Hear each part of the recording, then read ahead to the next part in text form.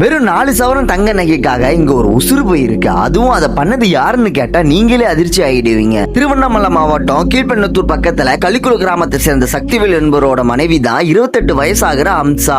இவங்க அக்டோபர் 15ஆம் தேதி தன்னோட குழந்தைக்கு உடம்பு சரியில்லைன்னு சொல்லி ஹாஸ்பிட்டலுக்கு போறேன்னு சொல்லிட்டு போயிருக்காங்க.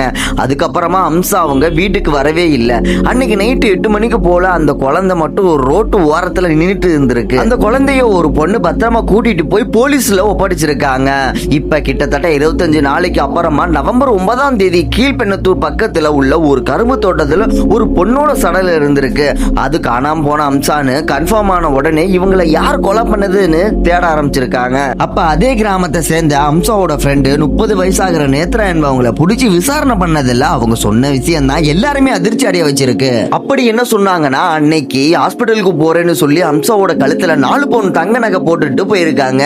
அந்த நகையை நம்மளுக்கு சொந்தமாக்கிக்கணும்னு அவங்கள நைசா பேசி வீட்டுக்கு கூப்பிட்டுட்டு போய் நேத்ராவோட கள்ள காதலின்னு வர சொல்லி அவங்களோட நகைய வலுக்கட்டாயமா பறிச்சு அவங்கள கொலை பண்ணி ஒரு சாக்கு மூட்டையில போட்டு கரும்பு தோட்டத்துல வீசிட்டு யாருக்கும் சந்தேகம் வரக்கூடாதுன்னு அந்த குழந்தைய மட்டும் ரோட்டில் விட்டுட்டு நல்லவங்க மாதிரி நாடகம் ஆடி இருக்காங்க.